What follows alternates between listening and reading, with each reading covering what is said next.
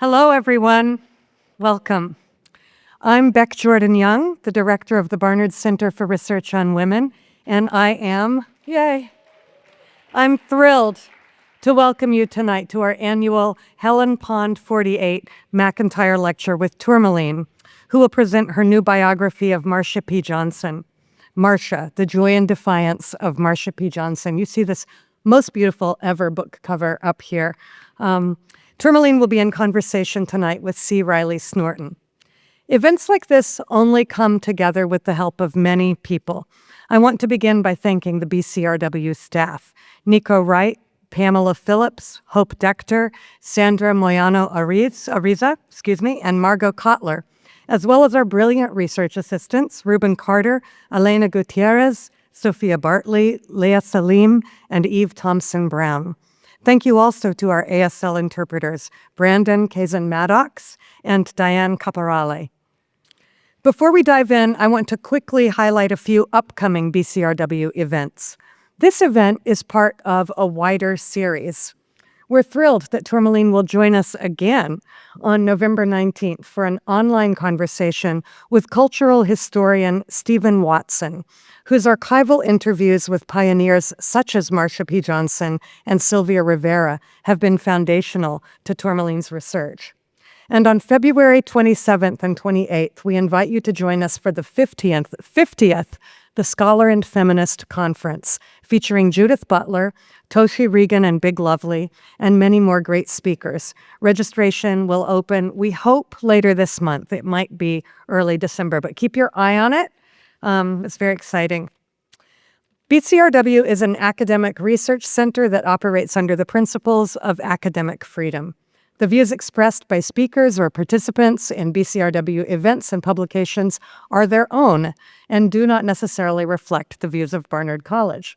We at BCRW enthusiastically and gratefully welcome their expertise, their creative and visionary contributions to feminist knowledge across time spans and disciplines. I would like to acknowledge that this land that we're standing on and the land on which this campus was built is part of Lenapehoking, the traditional and unceded territory of the Lenape people of the Delaware Nation. The Lenape were displaced from their homelands to places as far as Oklahoma, Wisconsin, and Ontario, Canada. We pay respect to Indigenous peoples past, present, and future, and uplift their continuing presence on their homelands. We also acknowledge the legacy of forced displacement, enslavement, and genocide of African people from their homelands. We understand that our existence on this campus, using the resources of this institution, has been enabled by a history of both land and labor extraction.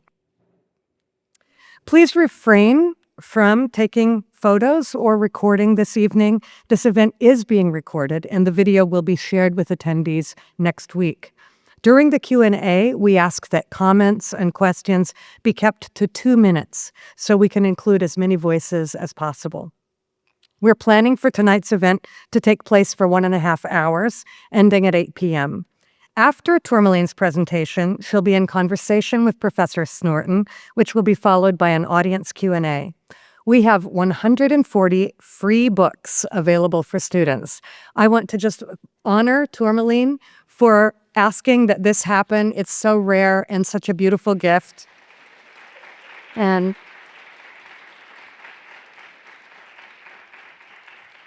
we seriously appreciate you for that. Thank you. If you didn't grab one on the way into the event, they'll be available at the end. After we end, please line up. I'm assuming, where's the book signing going to be? Over right here. Thank you. Where the table with all the books is. That's where you'll want to be for the book signing. And Tourmaline will be there to sign for you. We are so proud tonight to welcome back our longtime collaborator, Tourmaline, a Guggenheim Fellow, a Time 100 honoree, and the recipient of too many other awards to name. Tourmaline is an artist, filmmaker, and national best-selling author whose work spans high art and pop culture. Tourmaline's art is in the permanent collections of the Met, MoMA, Tate Modern, and the Whitney, and has been showcased in both the Venice Biennale and the Whitney Biennial. Her award-winning films, including the critically acclaimed Happy Birthday, Marsha, Salacia, and Atlantic is a Sea of Bones, as well as Mary of Ill Fame, have been widely recognized for their unique blend of historical narrative and speculative futurism. Tourmaline's portfolio also extends to fashion.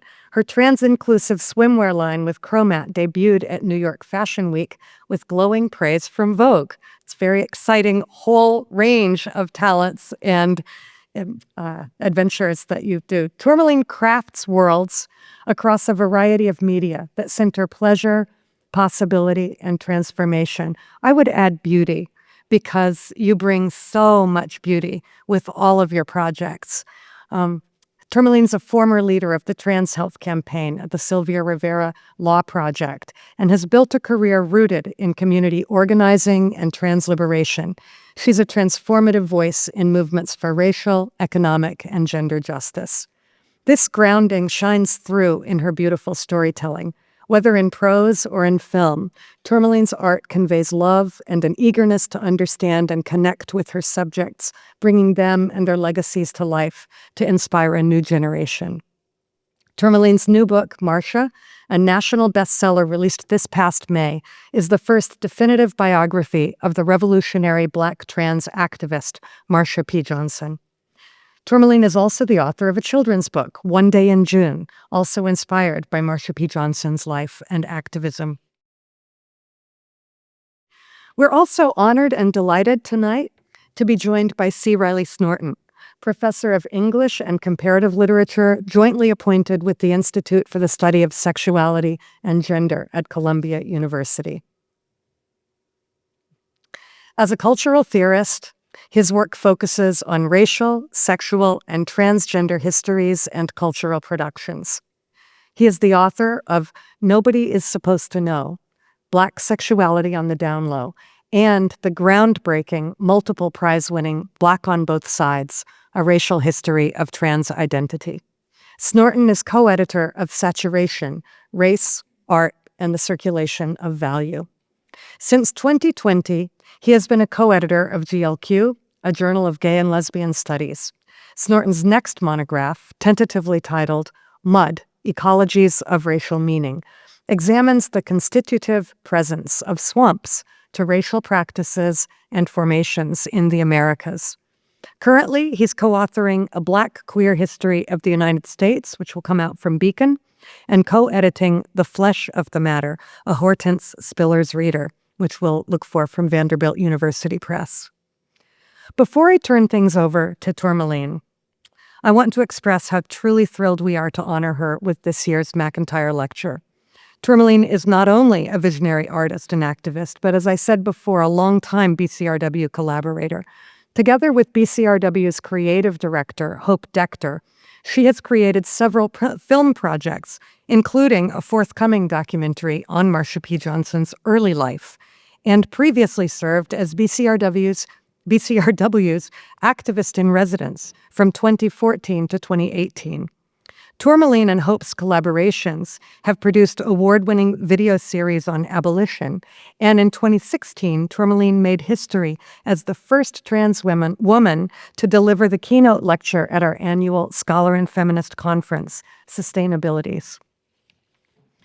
Our We Will Not Be Erased, Queer Archives Trans Histories series, which encompasses tonight's event, an online conversation on November 19th, as I mentioned, and this documentary film project, spotlights the urgent work of preserving and celebrating trans life, creativity, and resistance.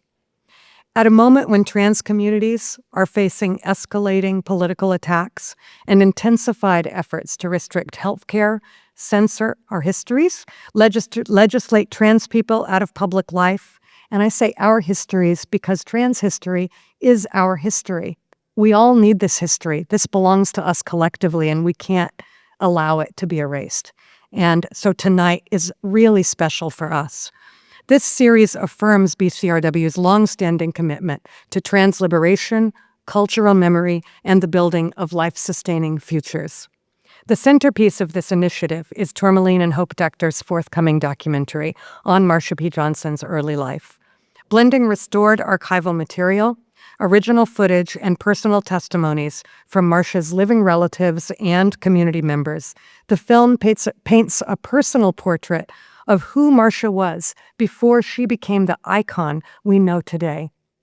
As Tourmaline and Hope move toward the film's completion in 2026, we invite all of you, our community of scholars, activists, artists, students, and supporters, to partner with us in bringing this history into the world. Your support helps us ensure that stories like Marsha's are not only preserved, but placed at the center of public consciousness and cultural memory. If you're able to contribute, the donation QR code behind me will take you to our giving page. And if you, like me, are one of those folks who dutifully turns off your phone well before the event begins, don't worry, because we'll flash it again at the end. But if you're not that person, now's the moment for you to pull out your phone and turn it off, or at least silence it. Okay, we're deeply honored that this evening includes the first public showing of an excerpt from the film, offering all of us a truly special early look at this groundbreaking project.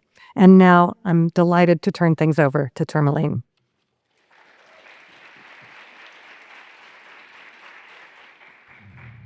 I am thrilled to be here. Thank you to BCRW for hosting me time and time again. As a student at Columbia 20 plus years ago, BCRW even then was a way that I would orient myself as a student in student life, come to understand my value, my community, and the work continues and continues and continues, and has been fundamental to offering Marsha to the world. So tonight, we're going to do a few things. I'm going to read from Marsha a little bit. I'm going to share a film that, a video I made with BCRW 10 years ago now, starring Miss Major Griffin Gracie. And then we're going to watch an excerpt of the new untitled Marsha documentary. So I'm just going to take a second to get set up. Last month, I visited my dear friend, the Black trans legend, Miss Major Griffin Gracie, at her home in Little Rock, while she was in hospice care. Miss Major has been the keeper of queer histories for me and so many, the person who taught me so persistently the value of preserving our collective histories in a time of urgent and necessary resistance. Miss Major's home in Little Rock serves as a strategic gathering place for members of our community still to heal physically, mentally, emotionally, and spiritually. With the support of the girls she mothered over decades and decades, along with the wider community, Miss Major bought half an acre of land in Little Rock and created the Griffin Gracie Educational Retreat and Historical Center, or House of Gigi. And it serves as the Oasis. It's literally named the Oasis, focusing on supporting and nurturing leadership of trans people of color living in the U.S. South. When we learned she had entered hospice care, we gathered in Miss Major's Oasis and received the gift of our elder modeling leadership even in that moment of her life. We answered the call to be together in the midst of a mess of a thing, in a state where legislation has been passed recently, making it illegal to offer care to all members of our community.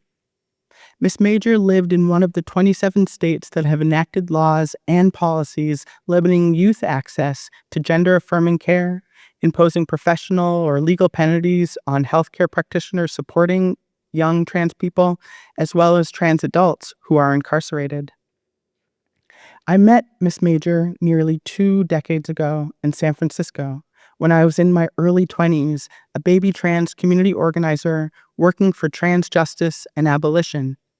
Over the course of nearly 20 years, she became a mother to me and many, many other girls.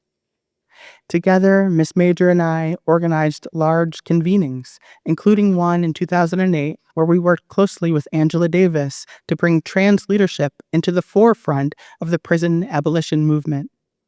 We traveled across this country together and to the United Kingdom, took trains up and down the California coast, rode in Cadillacs with the top down in Austin, Texas, and made videos and films together, like The Personal Things, which is about the power of showing up as all of who you are in the everyday.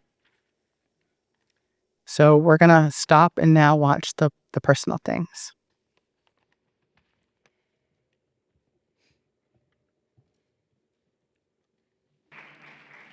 So, we started working on that film as a much larger project 10 years ago in 2015. But to me, I think about Miss Major's insight about changing her ID back to male. And that was her particular strategy of being unruly to the state. And we all get to have our own individual strategies to be unruly to the norms and the forms of the state. And I think about it tonight, especially in light of this evening's Supreme Court ruling that allowed the current administration to bar trans and gender nonconforming people from having passports that match our gender identity. And so to me, I think the underlying message of Miss Major and changing her ID back to male is one that deeply resonates with me, which is to say, hey, Supreme Court, or hey, presidential administration, or hey, US government, or hey, random person in the street, you don't actually get to determine how I feel about me. You don't get to say how deeply I know myself. All of that becomes something that we navigate. It's a harsh condition to organize around, to dream beyond, to push back, to resist. But it doesn't have to be, as Miss Major would say, the determining factor in how we understand ourselves. And so to me, I think consistently about the wisdom for decades and decades and decades of Miss Major. Shortly after I visited Miss Major in Little Rock, she passed away, surrounded by her friends and family. Today, I can simultaneously feel the loss of Miss Major, but also the eternal life of her and her legacy, which to me has never felt more alive. Even before the rollout of the anti-trans legislation in Arkansas, Miss Major was called to Little Rock for precisely this reason, to protect her community. I remember her telling me so powerfully on the phone maybe 10 years ago that she was following a spiritual calling, a voice in her head to move from San Francisco to Little Rock. She modeled for me that divine inspiration to listen to your intuition and let that be your guide. As Angela Davis has said, I think our notions of what counts as radical have changed over time. Self-care and healing and attention to the body and the spiritual dimension, all of this is now part of radical social justice struggles. This wasn't the case before. Angela Davis goes on to say, and I think that now we're thinking deeply about the connection between interior life and what happens in the social world. Even those who are fighting against state violence often incorporate impulses that are based on state violence in their relations to other people. Miss Major's House of Gigi is about creating that space to attend to the spiritual dimensions of our movement, while releasing those impulses that are produced from living under the constant threat of state violence. Miss Major wrote about it in her book, Miss Major Speaks, so powerfully, as well as in the 1990 newsletter, Dear Glamour Girls. But even before she began writing about community care, she put in the work through grassroots organizing. Miss Major started doing this work in the 1960s alongside another luminary, Marsha P. another mother of the movement who shared the same gift of listening to her inner guidance. Marsha frequently recalled how something in her head, her own spiritual guidance, called her to queer community in New York City, despite growing up in a moment and in a place where the depictions of queer life and mass culture were either non-existent or incredibly demeaning. Undeterred, Marsha sought answers and found herself along the way. In fact, during Marsha's early days with STAR, Street Transvestite Action Revolutionaries, spiritual life was deeply interwoven into their daily life. So I'm going to read a little bit about that from the biography. A deep sense of spirituality wove through Marsha's daily life. The ever-growing congregation of people crashing at Street Transvestite Action Revolutionary's house lit candles dedicated to Saint Barbara and La Caridad del Cobre, illuminating both the front and the back of the house. I don't know how she's affiliated with the gay community, but the majority of gay Spanish community all have Saint Barbara at their house, Sylvia shared to Steve Watson. These were saints that Sylvia grew up with, learning in both church and in the community, and in turn she taught the Star Girlies. They fervently prayed for protection and prosperity. They predominantly prayed to Saint Barbara, seeking her blessings for safety and financial success before venturing outside to earn money through sex work on the West Side Highway or in Times Square. They implored Saint Barbara to ensure the free flow of money and protection. Their spiritual rituals included visiting botanicas or spiritual shops where they purchased silver and gold glitter to sprinkle in the water basin of their statues, alongside silver and gold coins or jewelry as offerings, hoping for assistance in financial matters. To St. Lucy, they prayed for visions of safety. They sought St. Martha's intercession, a saint often merged with Mamawati, who transformed herself into a snake, asking for the power of transformation to ensure their femme selves were amplified during their hustles. Invoking her story of turning into a snake to maintain their feminine appearance. Their routine spiritual practices at Star included holding seances, lighting large 7-day candles from the Botanica, using incense, and collectively praying for divine assistance and protection. You can have these really great visions, Marsha recalled. Marsha set up the spiritual places, including a place to pray for people addicted to heroin in order to support them staying sober. They acknowledged what they viewed as their morally ambiguous actions and prayers, pleading for survival and protection from evil. They would often make offerings and perform rituals to ward off negativity. I always said the saints were there to protect me. They always were, Sylvia recalled. Star House's manifestation reinforced their faith in the unseen guidance and protection of the saints. They believed things were always working out for them. Marsha, guided by her visions, believed strongly that her desires would someday be realized, and she believed in maintaining her dedication to those dreams, and in that they would accelerate and bear fruit. At Star House, the girlies created a safe and lively community. They would discuss everything from politics to fashion to marriage to hormones late into the night. They'd give each other tips about where to get a cheap wig or how to get free makeup or where to find the best dime pizza or what doctor would give away treatments if you let that doctor touch you. They'd teach each other how to stay safe, They'd teach each other how to be safe and stay alive in the world.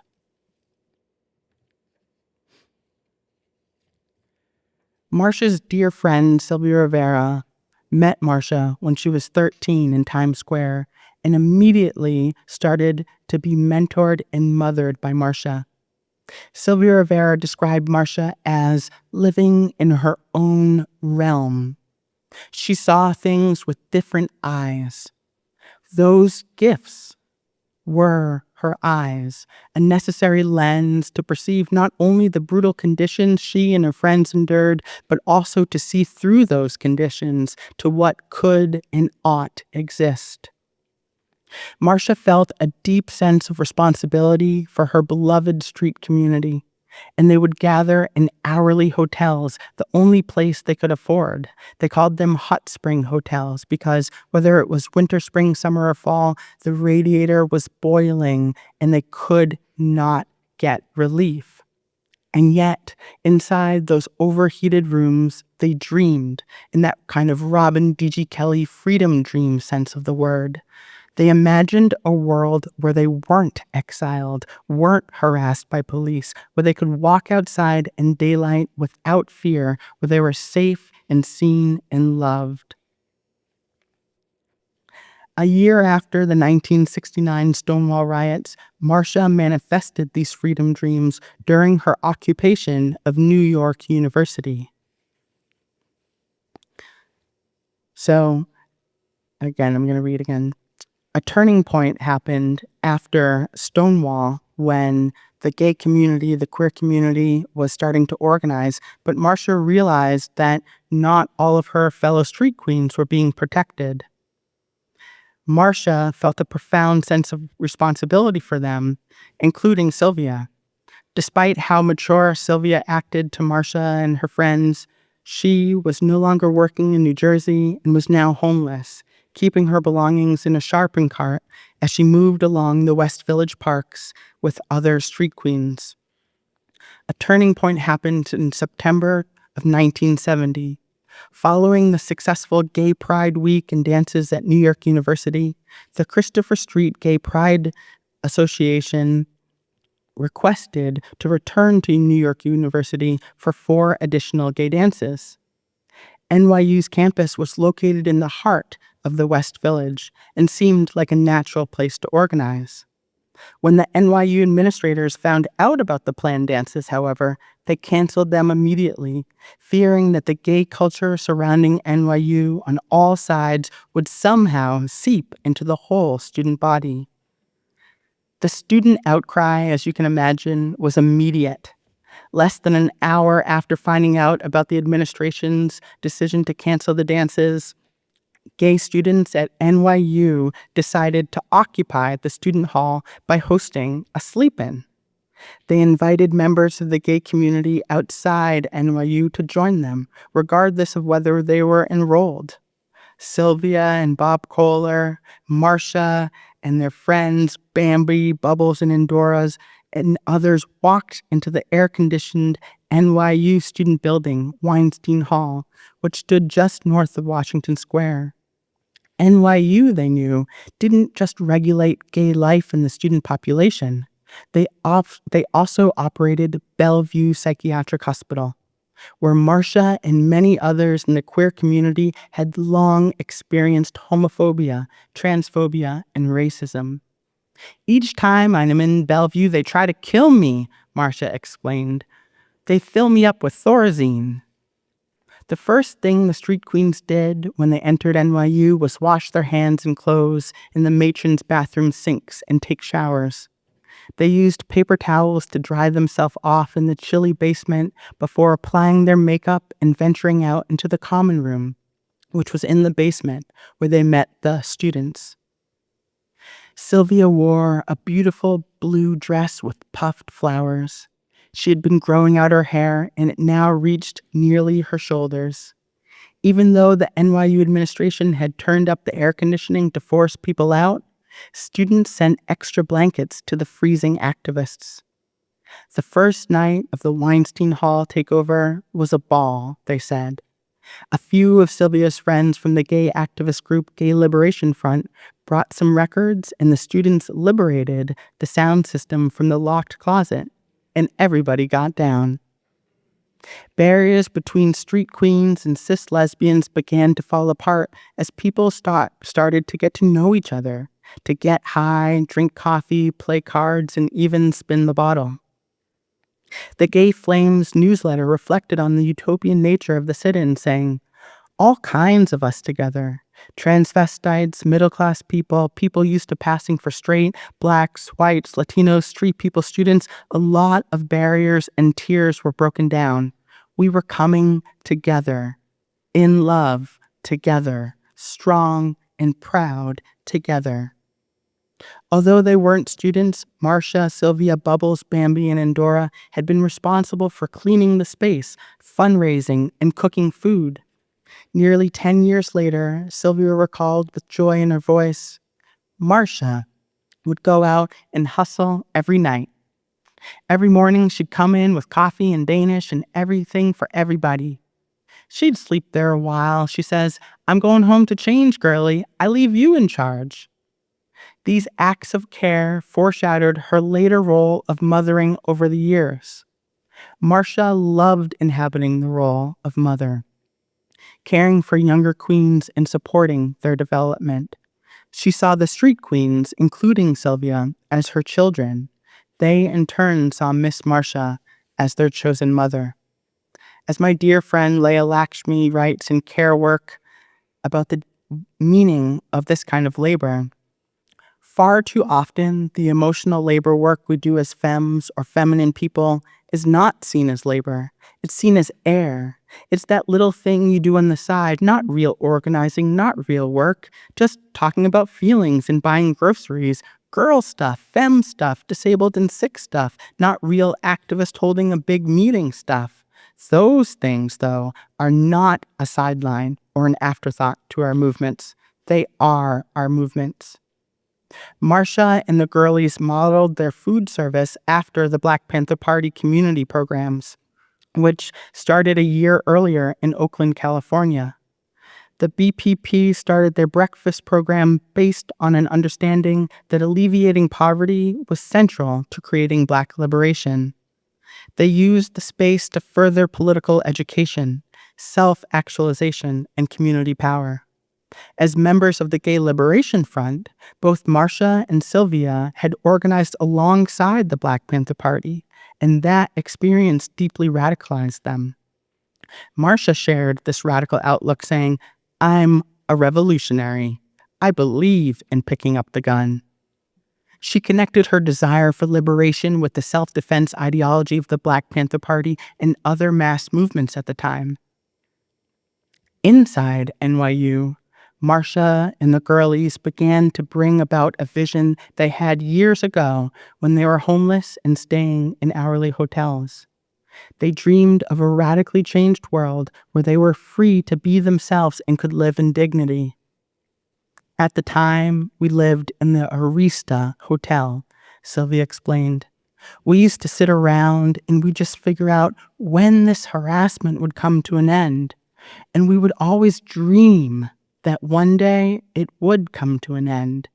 And we prayed and we looked for it. We wanted to be human beings. Often, when we are in conditions that are harsh, it can be a perfect time to dream, just like Sylvia, to speculate, to ask the same question over and over again, like Marsha did in the cheap hourly hotels, when she wondered when harassment would end and what freedom would feel like. In 2025, we collectively face our own harsh circumstances, far too numerous to count. Every time we open a screen or go outside or are inside or hear from a loved one, we navigate them, just like today's Supreme Court ruling. Fear and dread and uncertainty and violence are easy to feel and see around us. But Marsha and Miss Major's legacies ask us to use current circumstances as a springboard to dream beyond them, to freedom dream, to look through them. Miss Major's legacy shows us how to create safe spaces to grow in seemingly harsh conditions. They both steward innate joy, imagination, and total authenticity, knowing that that is one of their greatest gifts. And it is also a way to move forward with their legacies. Studying Marsha over the past 2 decades has led me to the most fulfilling relationships, like the one with Miss Major, and has taught me that dreaming is a discipline, that laughing, caring, performing, and giving are political acts, and that the world we want starts in our imagination. Thank you.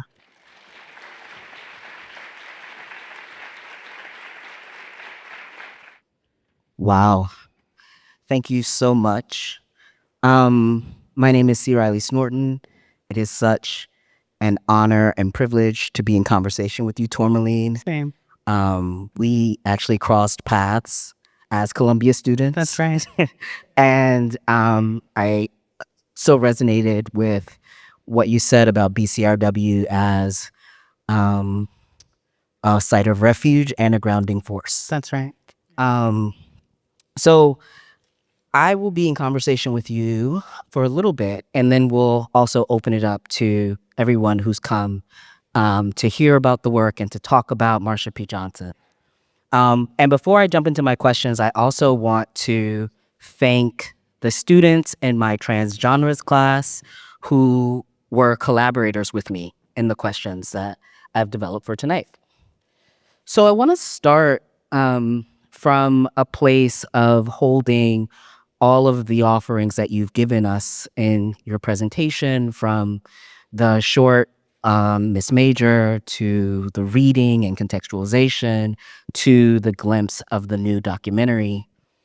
And it feels to me like an opportunity to ask you about the way grief, care, and love animate your storytelling practice, and that storytelling practice that's occurring across form.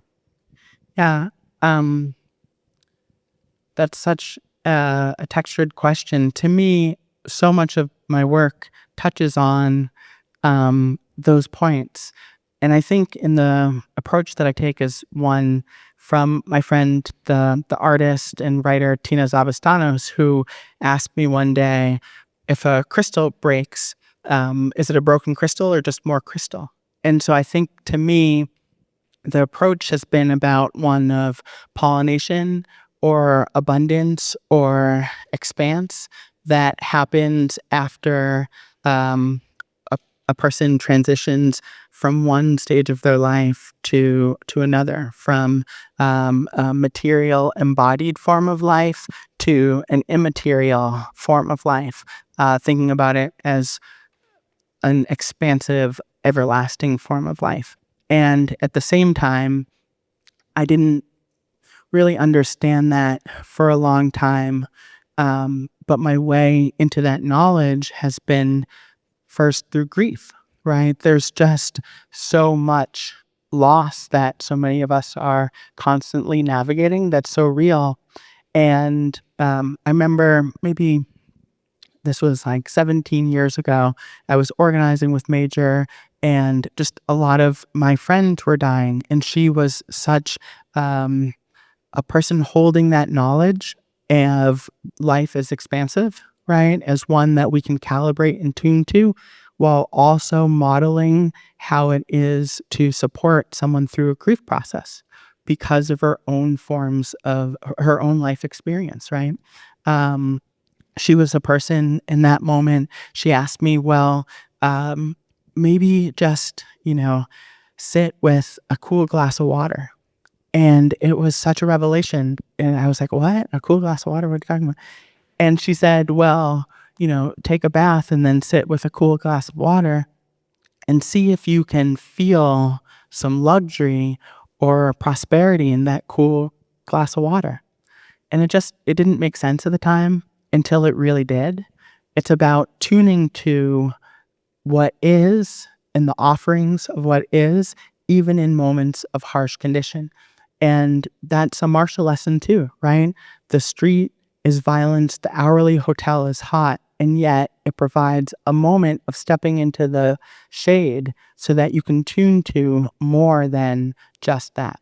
And so Miss Major really held my hand and guided me through that grief process, to still holding it and knowing and feeling the loss, but to realizing and being the realizer of life as it is expansively.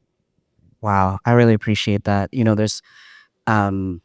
There's a version of a story where grief is something that we work to get rid of. Right. But I think your storytelling practice and Miss Major and Marsha P. Johnson really speak to grief as another condition of creativity. Yes. And it also seems to link up to matters of spirituality for both of them. That's right. And I love that you gave part of the reading around Marsha's spirituality, which may, let's say, begin in Christianity, but it was also much more. And I thought about that actually in relation to Marsha's many versions of Marsha that you offer us Yeah. in the book, right? A Jersey kid, a AIDS care worker, a downtown performer, that she's all of these things. And to that, I also thought, yeah, Marsha is also a theorist of grief. That's right. Yeah. Yeah. Yeah. And so consistently was doing the same work as Miss Major, right? Of what that song that she read, she performed it and wrote it in a kitchen in the West Village just weeks before her body was found in the Hudson River. And she was helping to prime people for an understanding of grief and also, right? So, yeah. Yeah, no, thank you. So throughout the book, I was continuously struck by your choices to hold complexity rather than move toward closure. And I wanted to ask you how, in your process of writing, did you settle on that balance between chasing facts and requiring your reader to dwell in the ambiguity of the narrative? Well, Marsha made that so easy in so many ways, right? She was a Gemini and lived with she was she was a Virgo but had a Gemini rising and just lived with that was a Marsha moment, right? Let me model what I'm talking about. She lived with a way of deep complication and contradiction. Yeah. She was both at Stonewall and not. Stonewall happened both on June, at the end of June, and also August 20th on her birthday. She was both partying uptown in Harlem and also in the back room, which was called the Black Room because Stonewall is a segregated bar, and that's where they were getting their life, around Marvin Gaye's Heard It Through the Grapevine jukebox in the middle of a dance when the NYPD busted through, and she was asleep and rallying Sylvia. Marsha made it easy and, to me, offered a way through, the constraints of what exist in an archive. The way that we are constantly critically fabulating our lives beyond what is deemed as factual. And to me, I wanted to make sure that we were directly addressing, or I was, and the reader, that sense of contradiction and fact versus critical fabulation, and Marsha's way of speaking so abundantly about it, right? And then also, as Leah Lakshmi talks about riots as a maddening force, and how important riots are not neuronormative events, right? They're not neurotypical events, they're maddening ones. And especially in these moments, we need to love our mad queens. And so to me, that really made up the basis, the underpinning of the work. Nice. No, thanks. In fact, I was going to ask you a question about disability justice and really to pose it for folks who haven't had a chance to read the book and purchase the audiobook, which it was really a treasure to hear your voice in that reading. But I'd really love to hear more specifically, like, what do people miss about Marsha P. Johnson's legacy if they are not thinking about it through a disability justice lens? Yeah, so much, right? Yeah. Marsha was a disabled leader across so many movements. She was a person who was navigating multiple forms of disability. She was living with a bullet in her back for 11 years, and she was also at the forefront of care work around the emergence of the HIV/AIDS crisis. She was navigating psychiatric confinement in not just Bellevue, but other psychiatric institutions. And so if we really want to create a movement that is vibrant and possible, we need to look to disabled leaders like Marsha. What are the insights that she is offering? Well, some are just the consistency of care work, the changing sheets, the taking a friend to the hospital, the making sure that someone who can't digest food has a milkshake from McDonald's, right? Those like very Virgo tangible forms of magic, right? And then also the big Piscean dreams, right? The watershed movements. Marsha helped organize the first AIDS walk in Los Angeles. And then in Midtown was part of the AIDS dance-a-thon with Madonna, right? Like she was thinking about how do we make a movement that is vibrant and accessible Yeah. across multiple forms of disability. And so to me, when we don't center that, we miss all of that surplus, all of that magic. Yeah. Yeah. Well, I know that there are many questions in the room, although I could ask you many, many questions. I want to maybe pose this as a last question before opening it up. So I'm thinking about Marsha's insistence on living authentically. And that's not just a feat because she's navigating anti-sex work culture, racism, transphobia, homophobia, but also due to her iconicity. And so I wanted to kind of think about the work of iconicity alongside the work of authenticity that might help us to be clear about the political imaginations of Miss Major and Marsha P, and what that might also help us to ground ourselves in terms of the political vision for trans and anti-racist, and in creating the world that we want to inhabit and that we also deserve.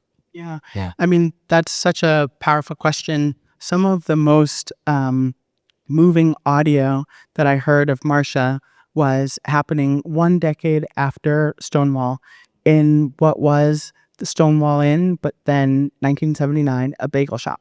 And Steve Watson was sitting and interviewing Marsha, and she was talking about how she was kicked out of nearly every single one of the bars on Christopher Street. She was larger than life, and yet her daily experience was one where all of her clothes were in a locker in Penn Station. She was largely living in the baths, and she couldn't perform in the ways that she wanted to. And she was explaining that because she didn't have a home. Like there wasn't a star in that moment. And so to me, what she was pointing to was the small, similar to the personal things, those small, daily, consistent acts that keep one alive, that actually address their both spiritual condition, their interior condition, but also their materiality, right? Of like having housing or not, and how that allows you or not to find a level of stability, to have a level of connection, have a level of access to care. And so to me, that's how Marsha was foregrounding the real needs of her community in that moment that helped people move beyond who she was as a watershed figure into like the real material conditions of her life. Thanks so much, not just for the kind of largesse of your responses, but also for what this book does in the moment of extreme erasure of history. I really take your practice as a true gift, and want to kind of close out my moment with you in the way that I began, which is with a great deal of love and admiration. And I feel connected in many ways, including through grief. So thank you. Thank you.